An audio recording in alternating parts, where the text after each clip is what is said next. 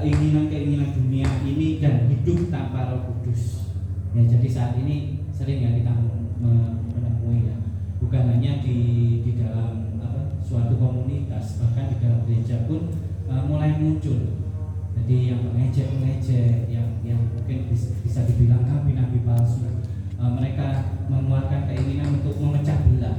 Makanya sekarang bisa ditemui banyak gereja bermunculan, bukan karena untuk mencari jiwa, tapi untuk memecah belah. Itu bisa diakui. Sampai-sampai saya sampai bingung di Malang ini ada satu jalan raya ini sampai ada 4 gereja berjajar baru semua. Motivasinya apa saya tidak tahu. Kita bukan menghakimi, tapi ini jelas di ayat ini sudah terbukti banyak pengejek-pengejek atau pemecah belah, terutama di dalam lingkungan gereja. Makanya dari ayat ini memotivasi kita untuk apa? Ayo mulai kita ini menjadi satu tubuh Kristus, terutama di dalam gereja seperti di sini ya, kita jalin hubungannya makin dekat.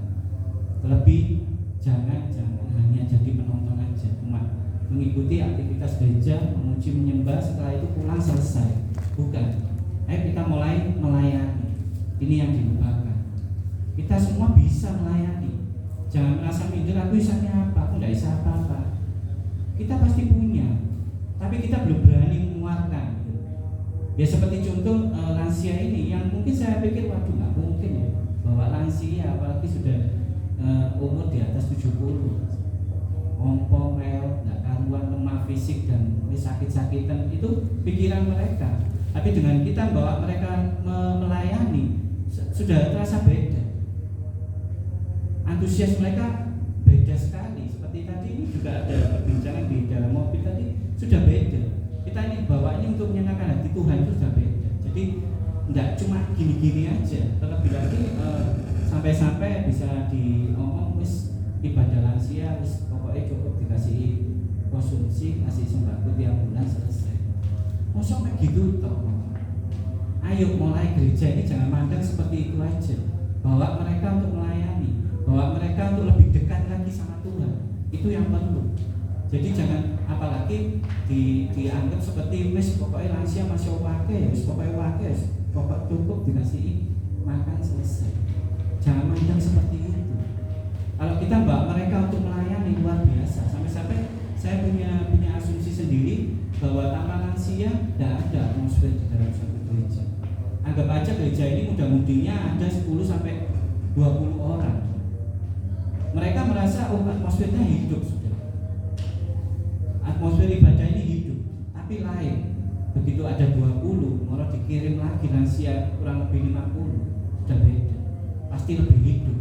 Itu motivasi saya. Jadi jangan dianggap kepingin gereja kebak, kepingin gereja akeh wis arek nipur Pak Wijaya wis matene saya dapat 100 siap wis.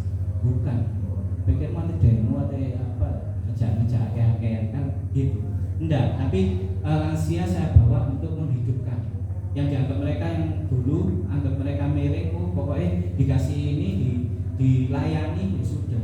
Tapi lain, ini mulai saya bawa untuk melayani, menghidupkan atmosfer ibadah di suatu gereja. Jadi saya himbau jangan kalah dengan lansia, apalagi di sini saya lihat ya lumayan banyak yang muda-mudinya. Ayo melayani lebih lagi. Jangan takut apa yang ada dalam diri kita. Terlebih lagi yang satu, mulai cari jiwa. Tidak cukup hanya cuma aktivitas, cuma harus datang di sini sudah selesai. Minimal tiap 1 bulan ada jiwa baru, ada jiwa baru. Melalui apa? Ya melalui kesaksian kita. Melalui diri kita sendiri ini mulai membawa jemaat. Jangan hanya diam ya segini aja sudah. Tapi kalau kita mulai keluar, mulai kita ceritakan kebaikan Tuhan Yesus, terlebih lagi kasihnya, nanti akan ada jiwa-jiwa baru. Setuju ya? Berikan kemuliaan buat Tuhan. Di ayat Yudas ini juga akan diajarkan, kita sama-sama belajar ya. Di Yudas 1 ayat 20 sampai 21 akan saya bacakan. Akan tetapi kamu saudara-saudaraku yang kekasih, bangunlah dirimu sendiri di atas dasar imanmu yang paling suci, dan berdoalah dalam Roh Kudus. Peliharalah dirimu demikian dalam kasih Allah sampai menantikan rahmat Tuhan kita Yesus Kristus untuk hidup yang kekal. Jadi di sini kita akan belajar bersama gimana kita mau jadi orang Kristen yang benar-benar Kristen itu gimana.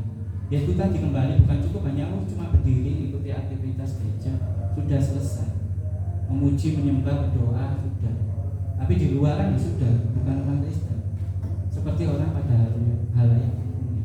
Tapi kalau kita mulai berubah untuk jadi Kristen yang benar-benar, saya yakin ini tidak cukup tempat ini.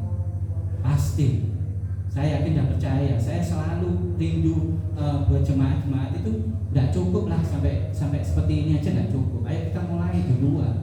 Saya sendiri tidak harus hidup itu maksudnya orang Kristenkan orang tidak. Mulai dengan teladan kita, dengan teladan kebaikan kita tunjukkan ini kita orang Kristen, ini loh ciri-ciri kita orang Kristen. Selain yang paling utama ini, kita yang paling tidak ada di luar sana ini, kita punya kasih yang luar biasa. Kasih ini yang kita bisa ceritakan. Di mana? Mengasihi musuh kita, mendoakan musuh kita. Tidak ada. Jadi cuma di kita aja. Kristen ini ada. Ya, kita sama-sama belajar ya. Jadi ini ada ciri orang Kristen yang pertama. Ciri yang pertama adalah beriman pada Yesus. Ya, tadi sudah ada ayatnya di Yudas 1 sampai 20. Ini yang A. Bangunlah dirimu sendiri di atas dasar imanmu yang paling suci. Jadi ciri pertama ini beriman pada Tuhan Yesus. Kalau kita tidak beriman percuma. Orang Tionghoa ngomong bujai, ngomongnya orang Kristen, tapi nggak punya iman, bujai, percuma. Jadi kita harus keluar ini tunjukkan bahwa kita punya kekuatan iman yang luar biasa. Itu dasar dulu. Kita benar-benar orang Kristen ini benar-benar kuat itu karena mereka punya iman. Iman mengalahkan segalanya, itu betul. Jadi kita bawa dulu ini loh, aku beriman. Tadi di ayatnya sudah kita bacakan. Ya siap ya jemaat ya. Terus yang kedua, ciri yang kedua, setia dan berdoa. Nah ini yang jangan lupakan. Jangan ada berdoa dikala kita ini waduh kesusahan, keadaan ekonomi yang ruwet, rumah tangga yang amburadul, terpojok, banyak musuh, terus kita berdoa. Itu bukan.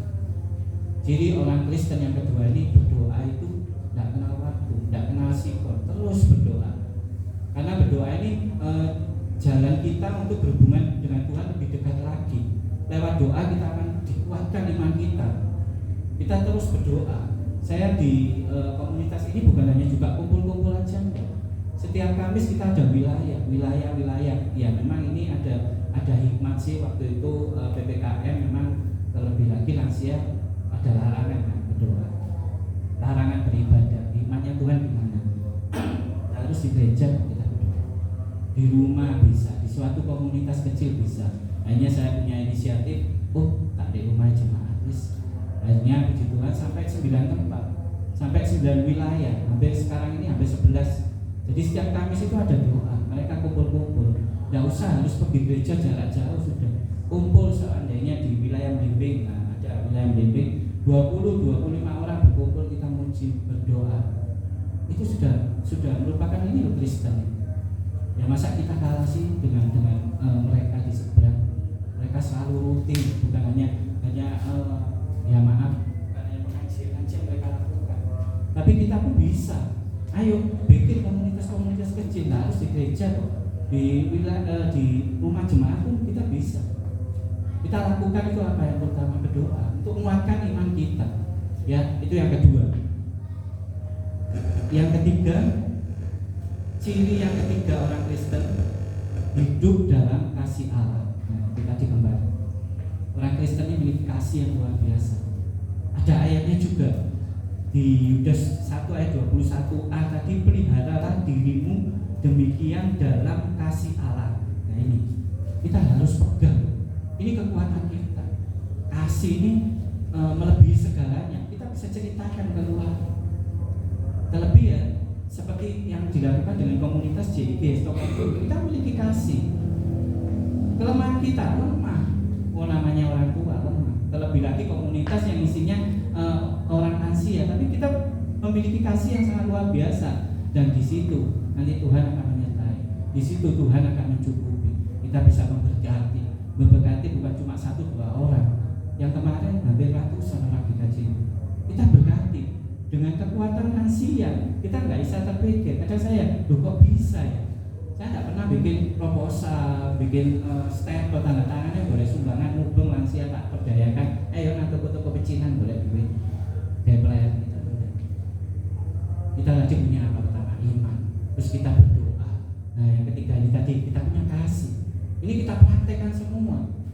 kasih tidak harus berupa materi. Ya seperti kemarin kita, waduh 100 lebih jemaat. Waduh ya apa ini? Yang pertama, yang kedua kita berbagi sembako, yang ketiga ya Tuhan kasih hikmat. Seperti ya kita ya, saya akan tunjukkan ya kita ya. JIGS Tokam diberkati, JIGS Tokam memberkati, JIGS Tokam penuh inovasi. Nah ini yang ketiga ya, Tuhan ikut serta, Tuhan berikan hikmat. Akhirnya saya telepon dengan koordinator lansia di sana, Bu, saya mau mengadakan basar yang memberkati jemaat juga memberkati gerejanya. Hasil dari basar dapat pulang, semua dikasihkan untuk gereja. Nah ini inovasi. Tak harus bingung kita, waduh ya apa ini bagian bendahara orangnya 100 lebih, anggap aja dikasih 15.000 100, wis butuh uang segini, pusing. Tapi ada lagi slogan yang menguatkan kita. Ini lagu dari Bu Yani, coba tiket membedawan, gak usah dipikir dan lain. Nah ini benar-benar slogannya sepertinya Jawa teman ya, jadi Jawa. Aku ya Jawa, putih aja politik, tapi Jawa asli. Ini sebuah yang menguatkan kita. Jangan hanya melihat dari sisi-sisi yang lain. Seperti tadi dibanding-bandingkan, jangan lihat dari sisi orang pacaran yang berkorban untuk seorang pasangannya dengan lu sojok banding-bandingkan. Aku bisa ono seperti ini. Masih diapakno diumek jarene ya saku aku kayak ngene. Bukan. Ayo kita coba dialihkan pada Tuhan Yesus. Itu suatu nyanyian yang sangat luar biasa. Gak usah wis ndelok kanan kiri banding-bandingno pinter gitaran, iku pinter keyboard, iku pinter doa, gak usah banding-bandingin. Sudah kekuatan kita yang ada kita tunjukkan buat Tuhan Yesus. Itu akan menjadi pelayanan yang sangat dahsyat, yang sangat luar biasa. Yaitu tadi yang ketiga, kasih. Dengan kasih kita gak harus memberi materi. Kita tadi di pelayanan GKJW luar biasa, sukacita. Terus ada terpikir waktu itu 100 lebih jemaat GKJW gabungan dari 5. Kita sendiri bahwa pasukan Pasca Kristus lansia ini 30, berarti berapa? 130. Ini mangane ada, terpikir itu ada. Tapi ya ini hikmat Tuhan. Melalui lawatan Tuhan, penyertaan Tuhan bisa cukup. Kita transfer beberapa uang, kita nggak usah kubu-kubu masak nasi, maksudnya masak-masakan yang untuk kita makan bersama, nggak usah sudah. Memang mereka gereja yang bisa, lansia pun juga bisa memberkati. Kita kirim, minta nomor rekening, kita kirim beberapa nilai uang yang dianggap mungkin ya kita yakin itu cukup sudah. Sudah. Perjalanan kasih terjadi, makan bersama terjadi.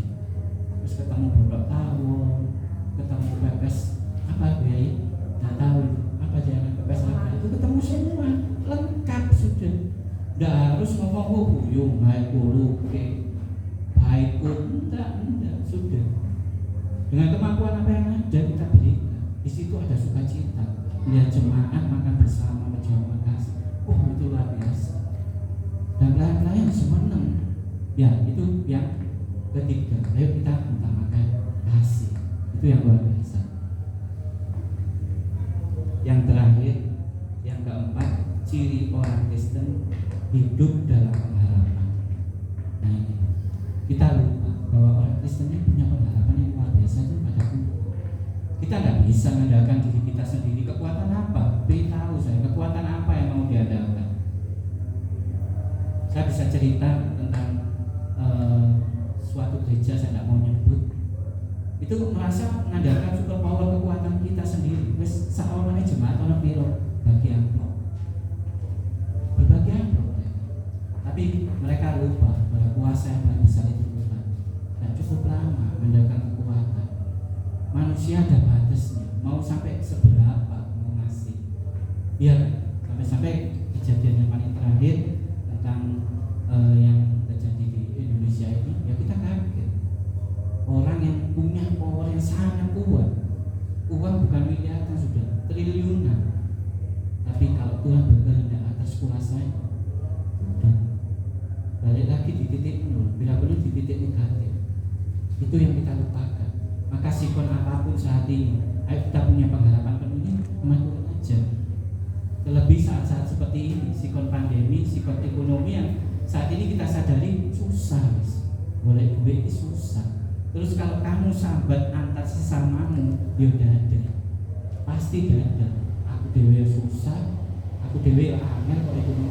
Tapi kalau kita naruh pengharapan kita pada Tuhan, kalau kita gandol Gusti, semua pasti cukup.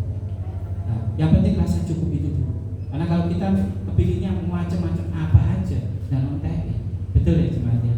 Nah, tapi kalau cukup, terus pengharapan kita ditaruh sempurna kepada Tuhan, itu akan tenang. Pasti ada ketenangan, tidak usah ada kebingungan. Semua akan tenang, itu percaya. Saya sudah lakukan. Dulu kesaksian saya tentang ambisi dan iman, waduh, orang ini katakan wis golek duit tok wis. Golek duit tok wis. Bila perlu buka mata sudah terpikir iki klinik nanti, golek duit nanti. Sampai karena ambisi yang sangat luar biasa, saya kepinginnya instan dari duit. Yang pernah kesaksian mungkin saya di sini, mereka jual dengan macam-macam snack dan lain-lain. Saya jual celana dalam dan BH. Jadi ini kalau saingan itu yang saya bawa ambisi aja. Sampai kejadian paling fatal, oh boleh caranya boleh duit paling enak. Biasanya udah jadi 60.000 tadi. Nah, bapak-bapak di sini mungkin kenal juga namanya togel. Tapi saya berharap sudah itu jangan dilalui, itu jalan buntu. Yang pasti jalan menjerumuskan. Tidak ada ya, orang kaya karena judi. Satu jadi 60.000 itu ambisi. Yang kita bawa ambisi ke Jopo mana? Saya udah 60.000 ya kerja ini. Yang akhirnya bukan makin kaya, makin tersumpul. Yang akhirnya habis. Ya, di angka 4 ini ayo kita kuatkan. Kita hanya berharap ini pada Tuhan. Kita hanya berharap ini hanya Gusti Yesus saja yang bisa merubah kita, yang bisa nyukupi kita ini Gusti Yesus. Ayo coba kita sadari dari awal kita bangun tidur lah. Kita sudah diberi kesehatan. Sampai-sampai walaupun dengan rasa mangkel pun nangis sandalku ini. Padahal di siapa anaknya mungkin nangis sekolah. Loh ini kita harus bersyukur. Kita bangun bisa langsung mungkin yang orang Kristen mungkin bisa buka firman, berdoa, terus melakukan aktivitas itu luar biasa. Kita harus ingat bahwa di sana masih ada yang bangun tidur yang dibolehkan kok penjetan di ranjang tempat tidur rumah sakit yang dia harus cari untuk bed, cari suster, mau pipis, mungkin haus, ini masih meja bed untuk panggil suster. Nah itu yang harus kita sadari. Ya, terlebih lagi kita harus mensyukuri sikon saat ini nih, kita harus syukuri. Ya, kita hanya berharap itu hanya pada Tuhan Yesus saja. Tidak ada pengharapan dari sesama manusia, itu tidak ada. Sudah percaya saya. Kalau kita berharap sama Tuhan Yesus, pasti Tuhan kasih, pasti Tuhan cukupkan. Ya, ini di firman yang terakhir, saya ada ayat yang bagus.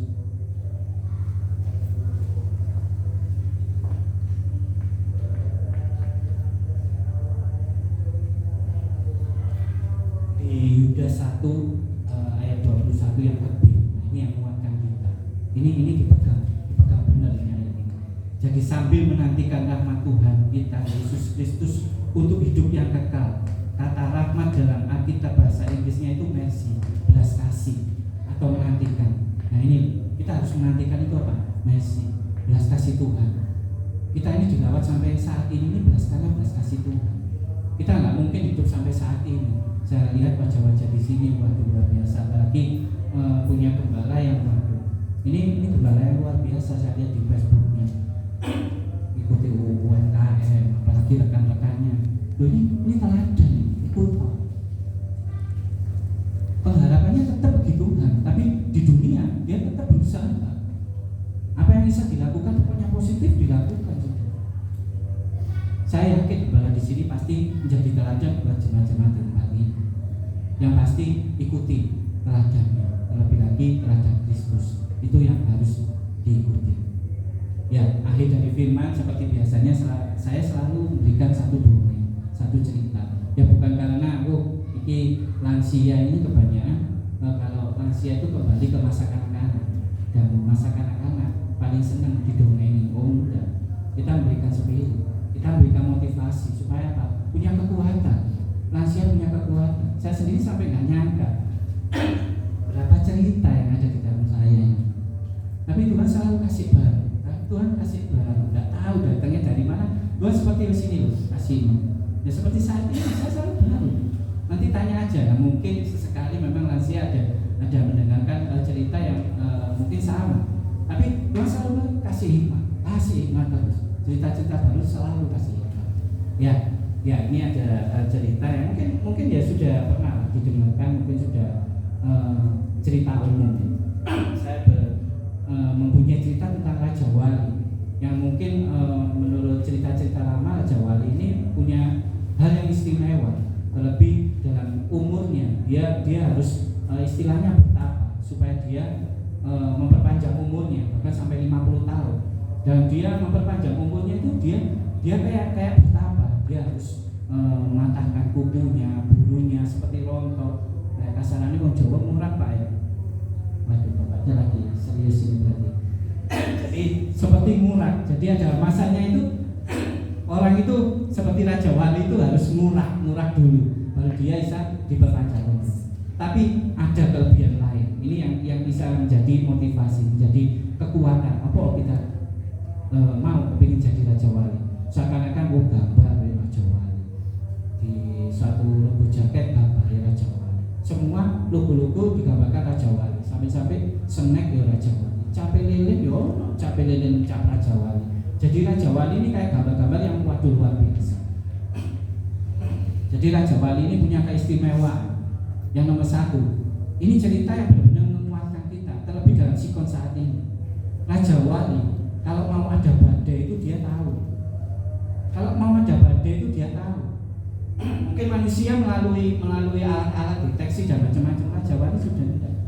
Kalau dia akan ada badai, dia akan makin tinggi sekali dia terbang. Dia akan makin tinggi.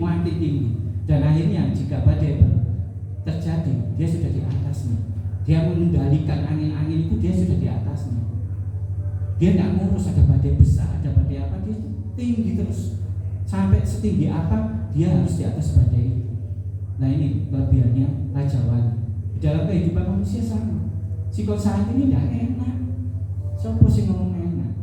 Saya produksi lilin hampir waktu PPKM 2 tahun yang lalu. Nah ono lilin kayak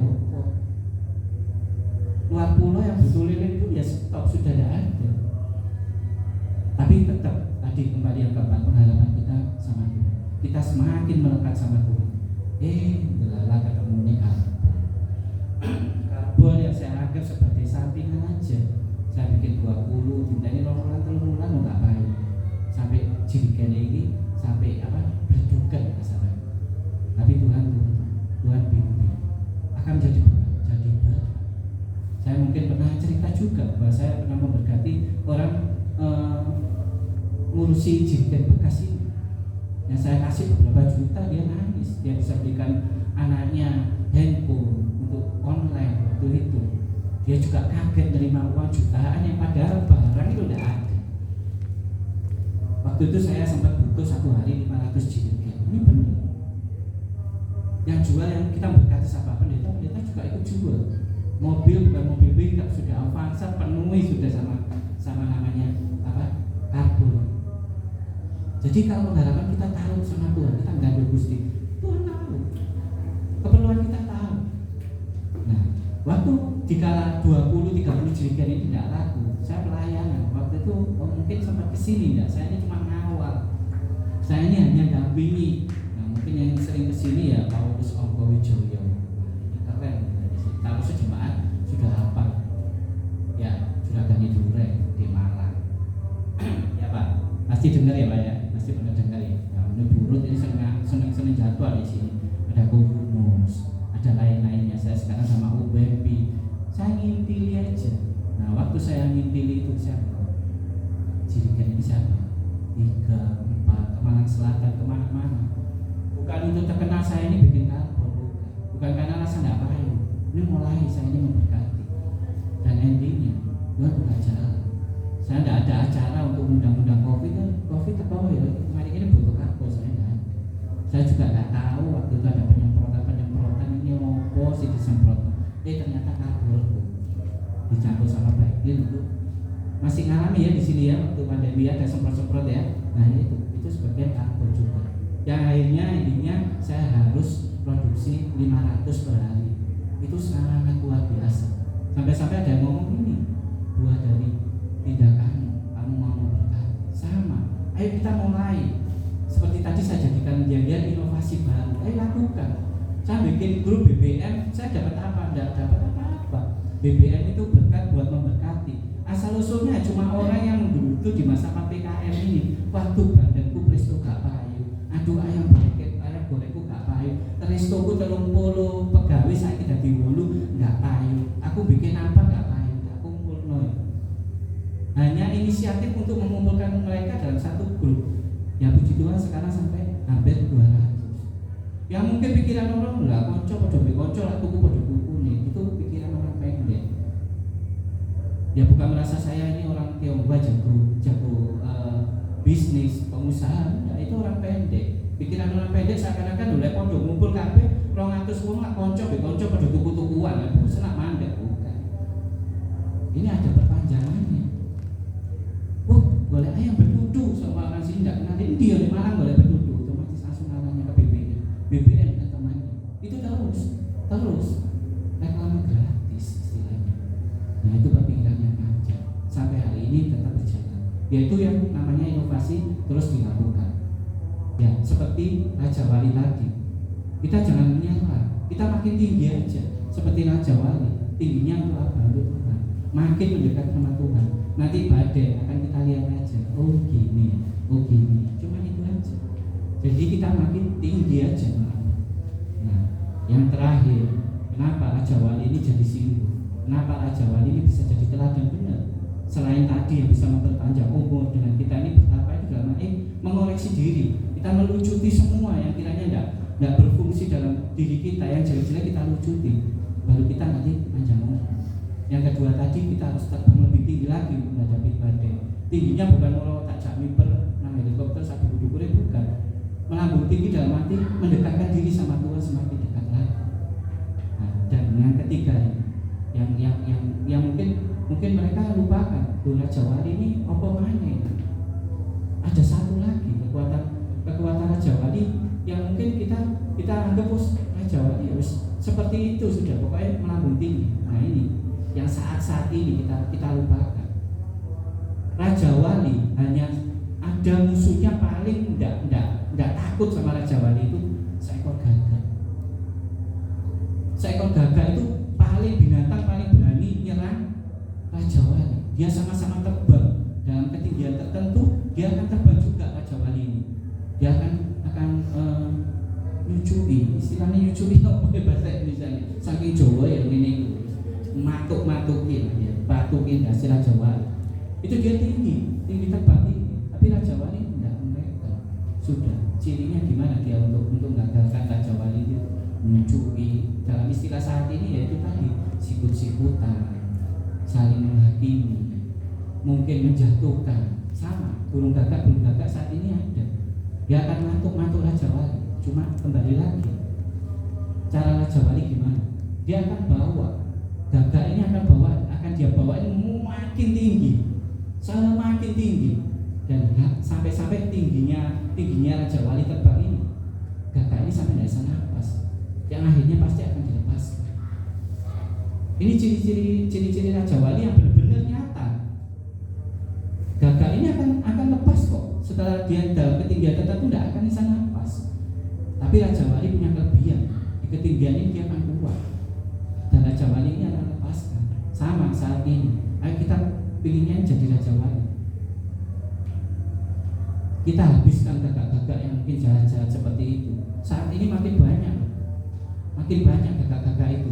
Tapi ayo melambung tinggi seperti Raja Wali, mendekatkan diri sama Tuhan. Setuju ya? Renungkan cerita ini. Mungkin kalau malam mau tidur, ya saya selalu pesan sama. Mungkin cerita saya tidak segamblang orang-orang menceritakan dengan gampangnya. Minimal saya menceritakan itu bisa diingat, bisa jadi pegangan. Oh iya, seperti ini. Caranya gimana? Ya terakhir saya selalu ngomong, lek malam renung mau ceritanya tentang tempe sing dalam peragia, tentang pendeta sing diajak makan-makan mau kehilangan amplop. Nah itu direnung terus banyak cerita ini. Nah tapi setelah direnung nanti Tuhan kasih hikmah. Oke, itu aja cuma dari saya undang Mbak Awi. Saya boleh nyanyi ya? Boleh nyanyi enggak?